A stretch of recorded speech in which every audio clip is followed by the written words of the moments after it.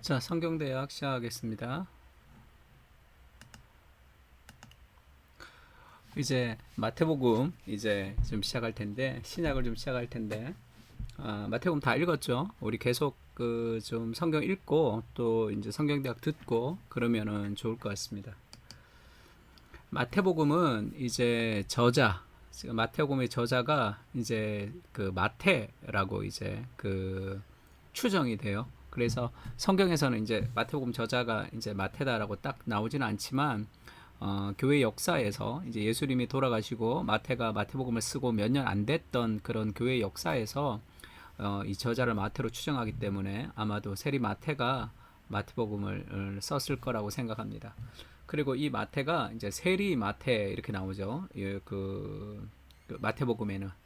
그리고 이제 이 마태복음 10장 3절에 세리 마태 이렇게 나오고, 그 다음에 이제 누가복음에는 예수님이 레위라 하는 세리가 할 때 이 사람이 세리 마태겠죠. 그래서 마태라는 그 이름은 뭐 이제 히브리식 이름이고, 그 레위가 이제 뭐 정말 이름이다 이렇게 얘기하는 사람도 있고, 레위라고 하는 것은 레위 지파를 뜻하는 것이고, 원래 마태가 본 이름이다 이렇게 얘기하기도 합니다. 뭐 어찌 됐건 이 레위라고 하는 이 사람이 곧 세리 마태라고 이제 알면 좋고, 근데 이 당시 세리는 그 매국노에 가까웠어요. 그 원래 로마의 압제에 있을 때 세리는 세금을 거두러 다니는 사람이니까 어떻게 보면 일제시대의 이완용 같은 그런 친일파에 가깝다고 보면 돼요.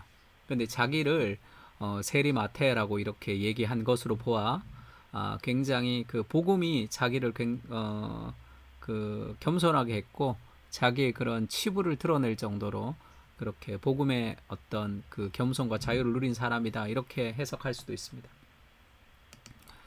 바울이 이제 내가 죄인 중에 괴수다 이렇게 그렇게 고백했던 것처럼 하나님의 예수 그리스도가 우리를 제자 삼으실 때 정말로 도덕적으로 깨끗하고 탁월한 사람을 통해서 제자 삼는 것이 아니라 이런 연약한 그런 그 마태 같은 사람들도 하나님께서 예수님이 제자를 삼으시고 또 이렇게 복음서를 기록하게 하시는 그런 은혜가 있는 것 같습니다. 우리 사복음서의 특징을 좀 보면 마태복음은 왕으로 오신 예수님을 굉장히 중요하게 생각해요. 그래서 유대인들에게 복음을 전하면서 예수님이 메시아로 오셨다는 것을 알려주기 때문에 구약의 인용이 많습니다. 구약의 해설이 많아요. 왜냐하면 구약 성경을 잘 알고 있던 유대인들에게 지금 썼기 때문에. 마가복음은 이 종으로 오신 예수님을 굉장히 강조하고 있습니다. 누가복음은 인자, 사람의 아들, 사람으로 오신 예수 그리스도를 강조하고 있고요. 요한복음은 하나님의 아들, 태초로부터 말씀이 계셨다. 그렇게 시작됩니다. 왜 복음서가 네 가지가 있어야 되느냐 하면 이 네 가지를 통해서 예수님의 모습으로 온전하게 우리에게 보여줄 수 있기 때문에, 입체적으로 보여줄 수 있기 때문에 이 네 복음서가 있는 것이고, 마태복음은 왕으로 오신 예수님을 이렇게 보여준다고 생각하면 좋습니다. 이 지도가 있는데 지금 우리 아시아, 유럽과 아프리카 사이에 여기에서 이 중동 지방 여기에서 이제 예수님이 태어나신 거죠. 예루살렘이 있고.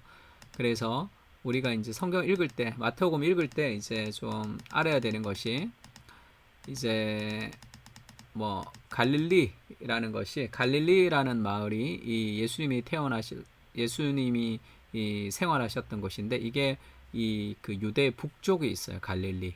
여기 나사렛, 그러니까 가버나움이 여기 있습니다. 그 다음에 사마리아, 수가성 여인을 만나는 곳이 사마리아가 있고, 그 다음에 유대 땅이 있죠. 예루살렘과 베들레헴이 여기 있고, 이 베레아가 여기 있습니다. 그래서 예수님이 어떤 지역에서 사역을 하셨는지, 갈릴리 지역에서 예수님 말씀하신 것은 여기서 한 것이죠. 북쪽에. 예루살렘은 이 남쪽에 있습니다. 그러니까 갈릴리가 좀 좋지 못한 곳이었죠. 이방에 가까운 곳이었습니다. 그래서 마태복음의 이제 구조를 보면 마태복음을 어떻게 나눌 것인지, 마태복음 전체를 이제 이번 30분 안에 다 이해를 해야 되는데, 이게 정확한 구조는 아니에요. 정확한 구조는 아니지만 정확한 구조를 따지자면 너무 복잡하고 우리가 이 성경을 잘 이해할 수 있을 만한 구조를 제가 가지고 왔습니다. 그래서 마태복음은 5번에 예수님께서 이 말씀을 마치심에라는 것이 5번 나와요. 그러니까 말씀이 마쳤다는 거죠. 어떤 내용으로. 그다음에 11장 1절에도 이 말씀을 마치셨다 이렇게 나오고 두 번. 그다음에 이 비유를 마치셨다 13장에 19장에 말씀을 마치셨다 26장에 말씀을 마치셨다라고 5번 말씀을 마치셨다는 내용이 나옵니다. 그래서 마태복음의 구조를 다양하게 볼 수 있지만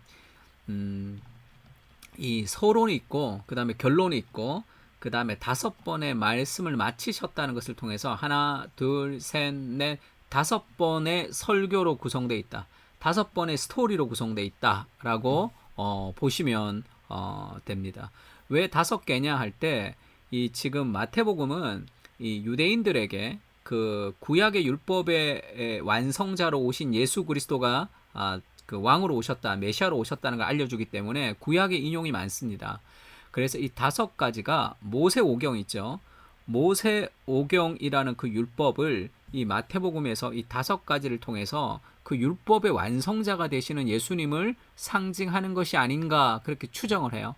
뭐 이 추정이 얼마나 정확한지보다 요렇게 이 추정을 가지고 이 모세오경을 이 모세오경이라는 율법을 완성한 것이 마태복음이다 이렇게 이해하는 것이 마태복음을 이해하는 데는 도움이 됩니다. 그래서 제가 이 좀 쉬운 구조 이 5가지 구조를 가지고 왔습니다. 마지막에 조금 다른 3가지 구조 정도로 조금 더 이제 내용을 요약할 텐데, 그러니까 마태복음 이 5가지 구조 5가지로 돼 있다 이렇게 생각하시면 좋아요. 마태복음의 핵심은 하나님의 나라예요. 하나님의 나라. 하나님의 나라가 이 땅에 왔다라는 것입니다. 그 하나님의 나라가 이 땅을 온 그 핵심에는 메시아, 왕이 있어요. 메시아가 이 땅에 하나님의 나라를 가지고 온 거죠. 그래서 그 왕의 선포, 이제 왕이 선포한 예수님이, 그 다음에 왕의 능력, 이제 기적과 이런 걸 통해서 하나님 나라가 이 땅에 왔다는 걸 보여주고, 그것을 이제 배척하는 사람들이 있죠. 왕을 배척하는 사람들이 있습니다. 그 다음에 왕에 대한 반대와 고백, 배척하기도 하지만 신앙 고백하기도 하고, 예수님이 이제 자기 고난에 대해서 예언하기도 하고, 그 다음에 그 왕에 대한 반대가 죽음으로 몰아가죠. 그래서 예수님의 종말론적 설교도 있고 예수 그리스도가 죽습니다. 그리고 결론은 예수님의 죽음과 부활을 통해서 이루어지는 이 하나님 나라가 이 땅 가운데 왔고, 예수 그리스도가 메시아로 왔고, 유대인들이 비판하고 박해했지만 그리스도가 죽음으로 부활을 통해서 참된 하나님 나라를 가지고 오는 왕으로서 예수님께서 확증하셨다라는 것을 보여주고 있습니다. 이 5가지를 좀 살펴볼게요. 그래서 이 서론 1에서 2장은 이렇게 시작하죠. 아브라함과 다윗의 자손 예수 그리스도의 계보라 하면서 아브라함, 다윗과 예수님을 연결하면서 이 구약으로부터 이어온 그 역사, 구약으로부터 이어온 그 메시아가 바로 예수 그리스도다라는 것을 알려주고 있습니다. 이 예수님의 족보 중에 특이한 것이 다말, 라합, 룻, 그리고 우리아의 아내 이렇게 나오죠. 왜 우리아의 아내, 다윗의 아내가 아닌, 왜 밧세바가 아닌 우리아의 아내라고 나왔냐 이렇게 이제 묻는 질문이 하나 있었던 것 같은데, 어쨌든 이 이방 여자들을 얘기하고 그 우리아의 아내라고 하면서 이것이 다윗이 저질렀던 이 죄에 대해서 더 드러내는 그런 효과가 있겠죠. 이 다말, 라합, 룻, 우리아의 아내는 다 이방 여자. 그러니까 예수님의 족보에 아주 이방 여자들이 지금 들어왔다는 걸 통해서 예수님의 구원이 유대인의 구원이 아니라 그 구원은 이방인에게까지 미치는 구원이라는 것을 살짝 언급하기도 하고요. 두 번째는 이 예수님의 가계도를 보면 형편없는 가계도예요. 정말 죄악 덩어리들이 가득 들어 있습니다. 그러니까 예수님이 이 땅에 오셨는데 아주 로얄 패밀리의 전통을 따라 예수님이 이 땅에 오신 것이 아니라 죄 많은 아주 형편없는 콩가루 집안의 가계를 따라 예수님이 오신 거예요. 그래서 아브라함과 다윗의 자손 그리스도의 예수 그리스도의 이 계시의 이 족보를 통해서 보여주는 것은 예수님이 죄인들의 구원자로 오셨다는 거죠. 우리 같은, 그리고 예수님이 이방인들의 구원자로 오셨다. 유대인을 구원하러 오셨지만 예수님의 구원은 이방인과 온 죄인을 구원하러 오신 분이시다라는 것을 보여주고 있습니다.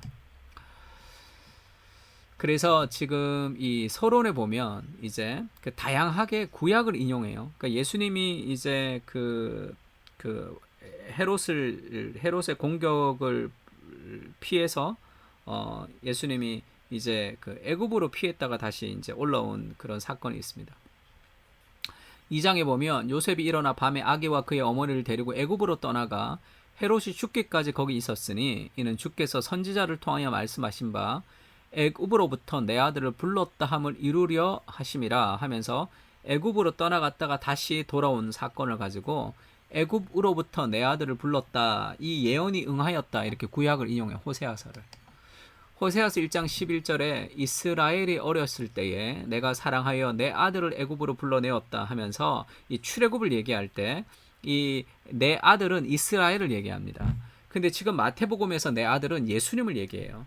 그러니까 이 출애굽 당시에 있었던 사건을 호세아서에는 이스라엘을 얘기하고 지금 마태복음에는 예수님이 내 아들이 되는 거예요. 그러니까 쉽게 얘기하면 이 이스라엘을 대표해서 예수님이 이스라엘의 출애굽과 예수님의 출애굽을 얘기하면서 지금 이스라엘을 대표해서 이스라엘의 실패를 예수님이 새로운 이스라엘이 되어서 이스라엘과 연합해서 이제 그 이스라엘을 예수님이 구원하신다는 개념으로 지금 이것이 다 사용되고 있습니다. 그래서 하나님 나라가 선포되는 3장에서 7장에 봐도 회개하라 천국이 가까웠다는 세례 요한의 이제 회개가 있고 이제 예수님이 등장하시죠. 세례 요한이 예수님을 세례를 줍니다. 죄가 있는 사람은 세례를 받고 죄가 없는 예수님은 세례를 받을 필요가 없죠. 죄가 없는 예수님이 세례를 받은 이유는 우리를 대신해서 세례를 받은, 우리를 대표해서 세례를 받은 거예요. 인간을 대표해서, 이스라엘을 대표해서.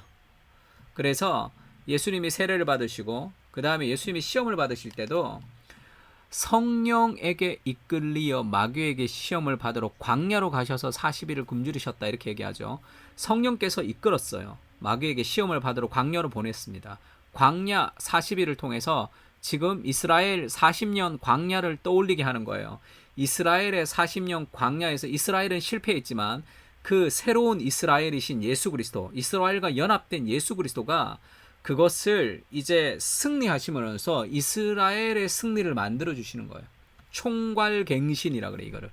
그러니까 예수님이 지금 새로운 모세, 새로운 이스라엘로 지금 오셔서 그리스도께서 구원을 이루어 가신다는 것을 구약으로 연결해서 그것을 막 설명하고 있습니다. 마태복음 특히.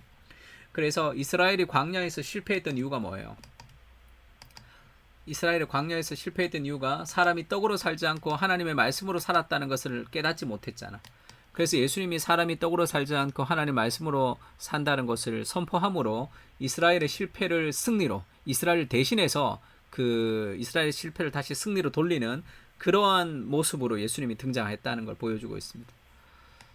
그래서 그 왕의 선포, 이제는 이제 예수님이, 세례 요한이 이제 선포했던 복음, 길을 예비했고 이제 예수님이 이제 회개하라 천국이 가까웠다, 하나님 나라가 지금 여기에 왔다라고 선포하시며 그 하나님 나라를 선포하고 나서 했던 첫 번째 일, 제자들을 삼는 거죠. 이 땅에 메시아가 이 땅에 오셔서 지금 하나님 나라가 이 땅에 시작됐죠. 이 하나님 나라가 이제 완성될 때까지 예수님이 하신 중요한 이 땅에 오신 이유는 단순한 구원이 아니라 제자들을 부르시는 거죠. 그리스도의 교회, 공동체를 이 땅에 만들기를 원하시는 거죠. 다시 오실 때까지. 그래서 그 하나님 나라를 이루어가는 과정이 성경의 과정입니다. 제자들을 부르시죠. 그리고 나서 예수님의 사역을 이제 한마디로 요약하자면 온 갈릴리를 두루 다니시며 회당에서 가르치시고 전파하시고 고치시는 사역. 그러니까 하나님 나라가 이 땅 가운데 왔다는 것을 보여줌으로써 그것을 가르치고 천국 복음, 하나님 나라의 복음을 전파하고 백성들의 병을 고치는 기적과 능력을 통해서 하나님의 나라가 지금 이 땅 가운데 와 있다는 것을 확인시켜주는 그런 그 메시지로서의 기적을 예수님이 베푸시는 거죠. 그러니까 예수님이 오셔서 행하셨던 3대 사역, 가르치고 전파하시고 고치셨습니다. 그리고 나서 이제 뭐를 선포하시냐? 산상수훈. 이 마태복음 5장, 6장, 7장에서는 제자의 삶을 선포하시죠. 산상수훈은 조금 다르죠. 우리가 생각하는 것보다. 심령이 가난한 자는 복이 있나니, 온유한 자는 복이 있나니, 애통하는 자는 복이 있나니. 우리는 세상에서는 심령이 가난하지 않고 부자가 복이, 돈이 많은 사람이 복이 있나니 이렇게 얘기해야 되잖아. 그 다음에 애통하지 않고 웃는 자가 복이 있나니 이래야 되는데 지금 하나님 나라의 복은 좀 다른 복이에요. 세상과는 거꾸로의 법칙을 얘기합니다. 그리고 지금 이 산상수훈에서 말씀하시는 예수님의 가르침은 도덕적 가르침이 아니에요. 그래서 마틴 로이드 존스 목사님이 그렇게 설교했죠. 우리는 산상 설교를 지킴으로 구원을 받는 게 아니라 예수 그리스도가 산상 설교로부터 우리를 구원했다는 거야. 그래서 간디 같은 사람은 예수 믿는 사람이 다 산상 설교만 지키면 다 세상이 좋아질 것이고 나도 예수님을 믿을 것이다 이렇게 얘기하지만, 예수 믿는 모든 사람이 산상 설교를 지킬 수 없는 존재라는 걸 깨달아야 된다. 우리는 도덕적으로 그걸 깨닫는 것이 아니라 그 산상 설교에서 나타나는 그 팔복의 모델은 예수 그리스도의 모델을 가리키는 것이고, 그 그리스도의 은혜를 통해서 우리가 그 일을 행할 수 있는 사람이 되는 거예요. 우리가 그것을 지키려고 노력을 통해서 지키는 것이 아니라 예수님이 그것을 우리를 대신해서 지키셨고, 그 그리스도의 사랑과 그리스도의 은혜가 우리를 그것을 지키게 하는 사람으로 살아가는 거죠. 그래서 산상설교를 우리가 바로 지키는 게 아니라 우리는 못 지키는 존재고, 그리스도의 은혜가 우리를 그렇게 거꾸로의 삶을 살아가게 하는 것, 본성과 반대가 되는 삶을 살아가게 하는, 자기 희생하는 것을 기뻐하는 삶을 살아가게 하는 거죠. 그리스도의 은혜가. 그래서 그런 예수님의 제자의 삶, 천국 백성의 삶을 얘기합니다. 그래서 그것을 너희의 착한 행실을 세상의 빛으로 비추라 할 때 그 착한 행실은 팔복의 삶이에요. 예수님의 삶이고 예수님의 거룩한 삶을 따라가고 싶어하는 우리의 삶을 얘기하는 겁니다. 그러고 나서 예수님이 율법을 다 바꿔요. 율법에선 너희가 이렇게 들었으나 나는 이렇게 얘기하노니, 율법에는 너희가 이렇게 들었으나 나는 이렇게 얘기 안 하니 하면서, 이 구약에 있었던 그 율법이 그리스도를 가리키는 것이었고 그 그리스도를 통해서 그것이 완전히 완성된다는 얘기를 해요. 그래서 예수님의 완성을 통해서 구약을 다시 봐야지 되는, 그러니까 식스 센스 같이 브루스 윌리스가 귀신이라는 것을 마지막에 깨닫고 다시 영화를 보면 다 이해가 되잖아. 이 구약에 있었던 그림자들이 마지막에 예수 그리스도가 율법의 완성이고 구원자고 메시아라는 것을 알고 다시 구약을 보게 되면 이것이 다 하나하나 다 이렇게 맞아 들어가는 그것을 볼 수 있습니다. 그래서 왕의 선포는 제자의 삶을 선포하고, 그 다음에 이제 그 율법을 완성했다는 것을 얘기하고 있고요. 율법을 폐하러 온 지 아니라 완성하러 왔다 이렇게 얘기했고요.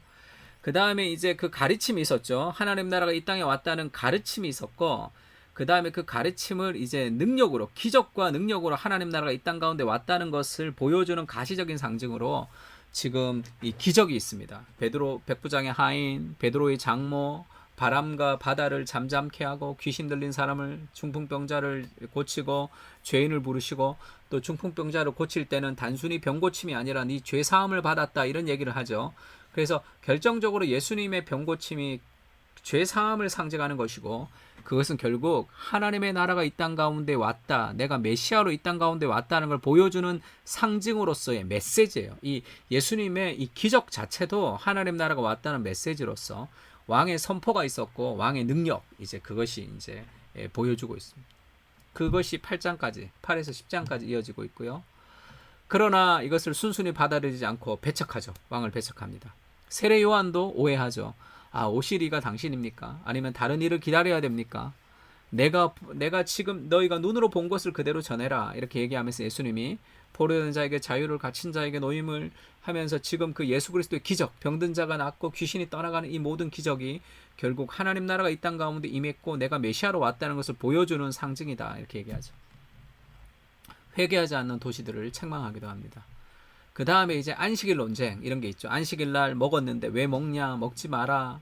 그 다음에 바알세불 논쟁은 귀신의 왕이다, 귀신을 쫓아낸 게 네가 귀신의 힘을 빌어서 귀신을 쫓아낸다, 이렇게 비판을 위한 비판들을 막 받는 거예요, 종교 지도자들에게. 그래서 막 왕을 배척하는 일들이 11장에서 13장 이루어지고 있습니다.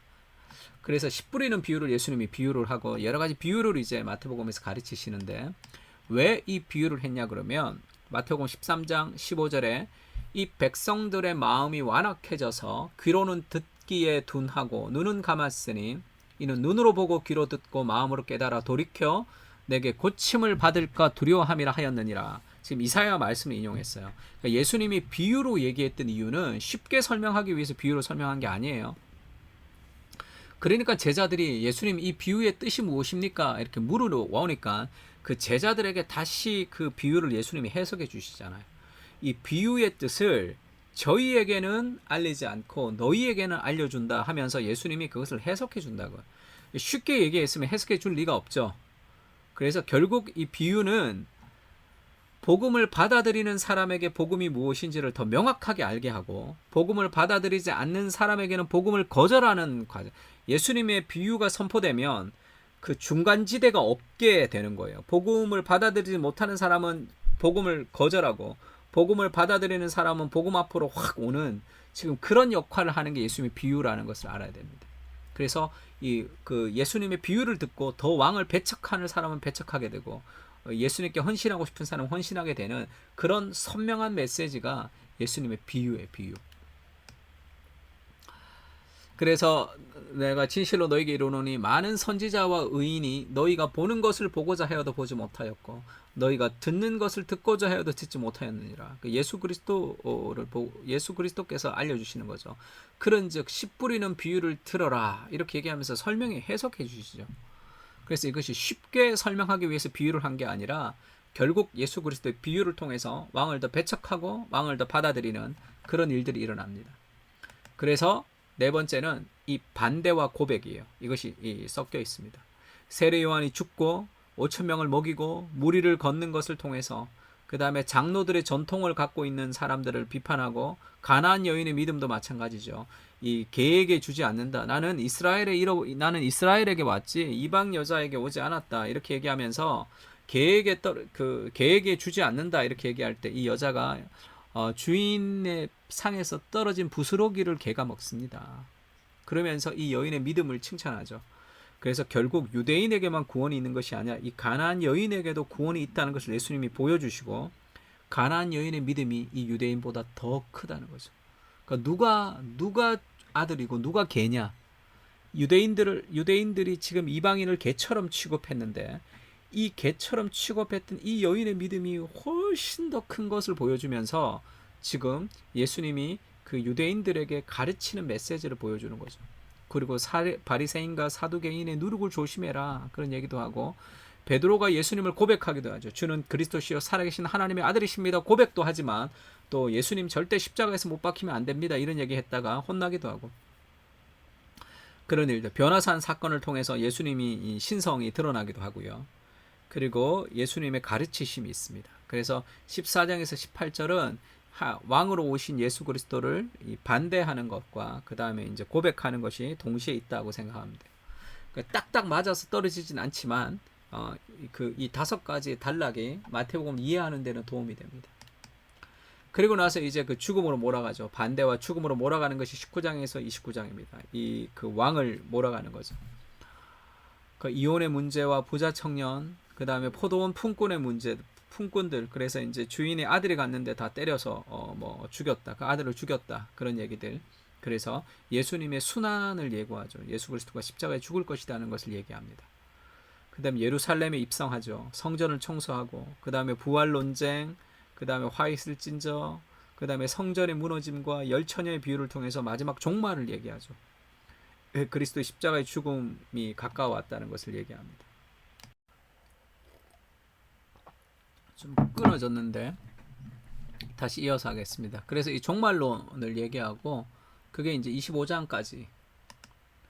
그리고 나서 이제 마지막 결론이 26장에서 28장인데, 이것은 예수님이 죽으시고 십자가에 부활하셔서 그 다음에 정말 왕으로 등극하신 거죠. 참된 왕이신 것을. 그래서 28장 19절 20절에는 그러므로 너희는 가서 모든 민족으로 제자를 삼아 아버지가 아들과 성령의 이름으로 세례를 베풀고 내가 너희에게 분부한 모든 것을 가르쳐 지키게 하라. 볼지어다 내가 세상 끝날까지 너희와 항상 함께 있으리라. 이것을 예수님이 이제 가르쳐 주신 거죠. 그래서 다시 좀 보면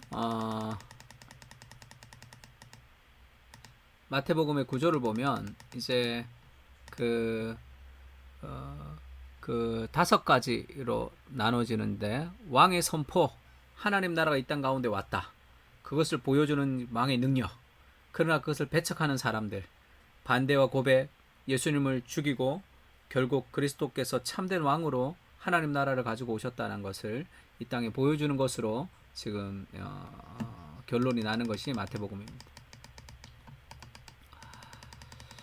자, 그리고 이제 조금 더 생각해야 될 것이, 예수 그리스도 이 마태복음을 이 3가지로 좀 더 볼 수 있어요. 3가지 구조로 좀 보는 것도 굉장히 도움이 됩니다.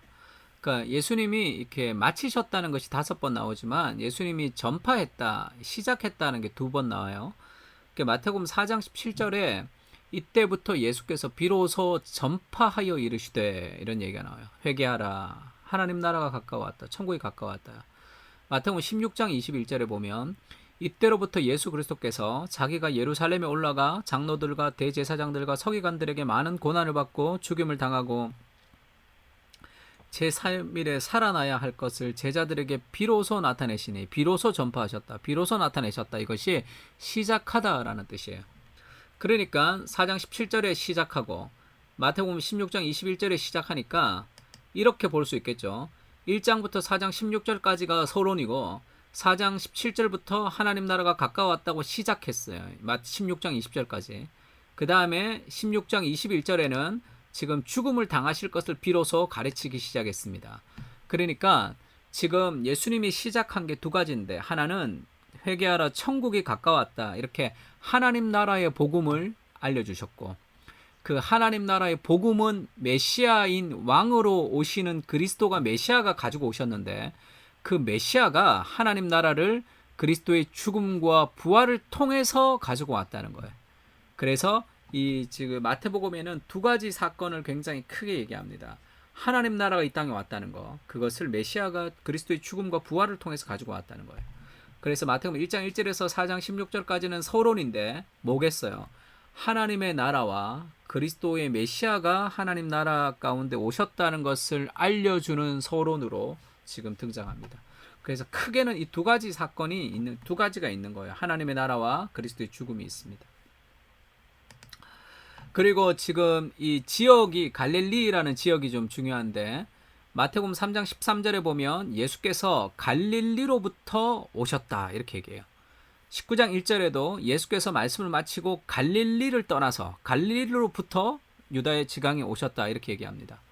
그리고 마태복음 21장 11절에는 예수님을 가리켜 갈릴리 나사렛에서 온 선지자 예수라 이렇게 얘기하죠. 그리고 이제 베드로가 잡혔을 때도 네가 갈릴리 사람이다. 갈릴리 사람으로 그와 같이 있었다. 이렇게 얘기하죠. 그러니까 예수 그리스도가 갈릴리로부터 왔고 갈릴리 나사렛에서 온 선지자라는 것을 굉장히 강조합니다. 마태복음은. 그래서 지금 이 갈릴리가 여기죠. 갈릴리가 아까 얘기했듯이 이쪽 끝이란 말이야. 이 국경 지역. 그러니까 아주 이방 지역의 갈릴리죠.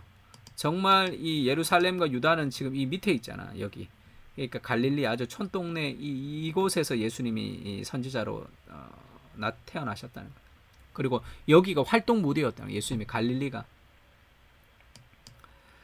그래서 지금 그 마태복음을 유대적 복음이라고 얘기하고 또 반유대적 복음이라 이렇게 얘기해요. 유대적 복음이라는 것은 유대인들, 예수님을 모르고 구약 성경을 잘 아는 유대인들에게 복음을 전하기 위해서 너희가 믿었던 그 구약 성경의 예언이 예수 그리스도를 가리키는 것이었고 예수님이 그 율법의 완성으로 오셨다는 것을 통해서 구약 성경이 많이 인용이 됩니다. 그리고 이 유대인들을 구원하기 위한 그런 유대적 복음이 있는 거죠. 그 구약 성경을 인용하면서 이 완성으로서의 예수님이 왕으로 오셨다는 걸 얘기해요. 근데 또한 2번째는 반유대적 복음이 뭐냐면 유대인들은 구원이 유대인에게만 있다고 생각했어요. 그래서 유대인에게 복음을 전했지만 이 마태복음은 반유대적인 복음, 이방인에게도 구원이 있다는 것을 자꾸 보여줍니다. 그래서 이방인들이 구원이 있다는 사건들을 계속 나타나고 있죠. 이방인들이 더 예수님을 잘 믿어요. 그 기적을 잘 반응하기도 합니다. 그래서 아브라함과 다윗의 자손 예수 그리스도의 계시라, 예수 그리스도의 계보라 하면서 이게 정말 아브라함과 다윗의 자손이 이 유대인들 아브라함의 자손을 통해서 예수님이 오셨다는 것을 알려주지만 마지막에는 내가 분부한 모든 것을 가르쳐 지키게 하라 볼지어다 내가 세상 끝날까지 너희와 함께 하실 것이다 하면서 세상 끝을 얘기하고 가서 모든 민족을 제자로 삼아라. 그러니까 하나님의 나라가 시작이 됐는데 아브라함부터 시작된 하나님의 나라가 이제 시작이 돼서 메시아가 오심으로 하나님 나라가 이 땅에 왔는데 그 하나님의 나라는 세상 끝에 완성될 것이고 그 세상 끝까지 모든 민족이 하나님 나라가 되는 것, 그것이 지금 이 마태복음에서 주는 중요한 메시지죠. 모든 민족에게 복음이 전해지는 거예요. 그러니까 유대적인 복음으로 그 유대인에게 복음을 전하기 위해서 지금 구약의 인용이 많고, 그럼에도 불구하고 반유대적 이방인에게 구원이 베풀어진다는 것을 가장 강력하게 보여주고 있는 것이죠. 그래서 아브라함의 비전과 그리스도의 비전, 그러니까 아브라함에게 하나님이 처음 하나님의 나라의 비전을 주셨을 때도 너는 본토 친척 아비 집을 떠나라, 내가 큰 민족을 이루고 너를 복을 주어서 창대하게 하고, 결국은 이 12장 3절에는 땅의 모든 족속이 너로 말미암아 복을 얻을 것이라 했기 때문에, 이 처음 비전부터 하나님의 나라가 시작되는 창세기 12장에 아브라함을 선택했을 때부터 지금 온 세상이 하나님 나라가 되는 것을 염두에 두고 있었던 거죠. 그러나 유대인들이 착각해서 그것을 잘 몰랐던 거예요. 그래서 참된 메시아가 이 땅에 올 것이고 온 세상이 구원을 받는 것은 처음부터 계획된 것이었다는 것을 보여주고 있는 거죠. 그래서 지금 아브라함에게 주신 이 비전은 어떻게 땅의 모든 족속이 우리 아브라함을 통해서 구원을 받느냐 하면, 아브라함은 오실 메시아를 믿음으로 구원을 얻은 거죠. 다 그리스도를 통해서 땅의 모든 족속이 복을 받는 거예요. 아브라함이 본토 친척 아비 집을 떠나서 민족을 이루고 땅의 모든 족속을 통해서 복을 얻는 것처럼, 예수 그리스도가 하나님의 집을 떠나, 아버지의 집을 떠나 이 땅에 오셔서 그가 십자가에 죽으시고, 하나님 나라를 가지고 오셨지만 십자가에 죽으시고 부활을 통해서 결국은 땅의 모든 족속이 복을 얻는 나라가 된단 말이에요. 그것이 그리스도께서 이 땅에 오신 이유죠. 이것이 우리의 비전이 돼야 되는 거죠. 그래서 그레이트 커미션이라고 그러죠. 온 세상이 우리에게 있는 거죠. 예수님이 이 땅 가운데 오셨다, 왕으로 선포하는 거죠. 그것은 전 구약의 아브라함으로부터 임하기를 원했던, 아브라함으로부터 그토록 바랬던 하나님의 나라가 지금 이 땅 가운데 왔다, 예수님 통해서. 그게 마태복음이에요. 이 땅에 왔다, 하나님 나라가. 그 하나님의 나라의 핵심은 그리스도 십자가의 죽음과 부활을 통해서 온 이방이 구원을 얻는 것이다. 그래서 그 구원의 핵심으로, 하나님 나라가 이 땅 가운데 이루어지는 핵심으로 하나님이 예수님의 제자들을 선발했고 그들을 교회를 만드셔서 그 교회에게 세상 끝날 때까지, 하나님의 나라가 완성될 때까지 온 세상을 더불어 이 비전을 이루어 가라는 사명을 주신 거죠. 그것이 마태복음의 사명입니다. 그래, 그레이트 커미션은 우리의 비전이죠. 우리의 손 안에도 이 세 개가 있어야 된다. 온 민족에게 복음을 전하고 온 민족이 하나님 나라가 되는, 내 삶의 전 영역이 하나님 나라가 되어야 된다는 것이 이 마태복음의 사건이에요. 그럼 어떻게 하나님 나라가 될 수 있느냐? 이때까지는 이 대위임 명령이라고 그러죠. 지상 명령, 지상할 때 클지자, 윗상자, 그래서 더 그레이트의 한문이 지상이에요. 이 땅의 지상이 아니라, 이 땅에서 우리가 해야 될 사명이 아니라 가장 위대한 계명이라고 더 그레이트 커미션을 지상 명령이라고 한문으로 바꾼 겁니다. 이 지상 명령에서 사람들이 생각했던 것은 고였었고, 가서 모든 족속으로 제자를 삼아야 돼서 선교를 나가야 되고 선교사가 돼야 되고 다른 나라로 가야 되고, 이것이 굉장히 중요했는데 그것이 아니라 지금 이 구절에서 중요한 것은 가다, 삼다, 베풀다, 가르치다, 지키다, 이 5가지 동사가 나오죠. 이 5가지 동사인데 사실 헬라어로 보면 동사가 한 가지고 나머지는 다 2인칭 분사형입니다. 제자를 삼아, 이것이 동사 하나, 주동사예요. 나머지는 다 분사예요. 그러니까 가는 거, 베푸는 거, 가르쳐 지키게 하는 거, 이게 다 분사라고. 그러니까 지금 이 제자를 삼는 것 중에 제일 중요한 것은 가는 게 아니라 제자를 삼는 게 중요한데, 제자를 삼기 위해서 가장 중요한 것은 내가 제자가 되는 거예요. 하나님의 말씀을 따라 살아가는 거룩한 하나님의 백성이 되는 것. 그 내가 될 때 나를 통해서 많은 사람들이 제자가 삼아지는 거죠. 제자를 어떻게 삼을 수 있느냐? 가서 가르치고 세례를 베풀고 지키게 함으로 제자를 삼는 거죠. 그래서 마태복음이 우리에게 주는 중요한 것은 그리스도의 제자의 사명을, 내가 제자가 되는 그 사명을 주는 거죠. 하나님의 나라가 이 땅 가운데 왔습니다. 그 메시아를 통해서 왔어요. 근데 유대인들이 생각하던 그런 방식이 아니었어요.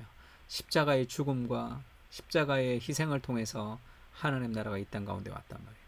그것을 깨달았던 그리스도의 제자들을 그리스도의 교회로 묶어주셨고, 그 그리스도의 교회가 세상 끝날까지 이제 함께 할 것인데, 그 그리스도의 교회로서의 사명은 이제 지상 명령, 가서 모든 민족이 하나님 나라가 되는, 내 삶의 전 영역이 하나님 나라가 되는 그런 비전을 하나님이 우리에게 주신 것이, 그것이 이제 이 마태복음이 주는 메시지죠. 그래서 이 하나님 나라가 이 땅 가운데 왔구나. 세상 끝날까지 완성될 때까지 우리가 해야 될 사명이 있구나. 그래서 하나님이 교회 공동체를 묶어주셨구나. 그럼 나는 지금 예수님의 제자의 삶을 살아가고 있는지, 내가 제자가 되고 있는지, 내 삶의 영역은 하나님 나라가 되고 있는지, 우리의 가정은, 우리의 교회는, 우리의 직장은, 내 삶의 사회생활은, 우리의 삶의 정령력이 하나님 나라로 되어가고 있는지, 우리의 인생의 골이 제자가 되는 것, 그리고 제자가 삼는 것인지를 다시 한번 돌아보는, 그렇게 하나님 나라가 펼쳐지는 것이 이 마태복음의 핵심입니다. 이 짧은 시간 안에 마태복음 전체를 좀 설명하려고 그러니까 좀 쉽지가 않은데, 이 전체를 좀 이해하면서 복음서를 좀 이해하면은 더 도움이 될 것 같습니다. 자, 같이 한번 기도합시다. 빨리 달렸는데. 하나님, 이제 신약이 시작됐습니다.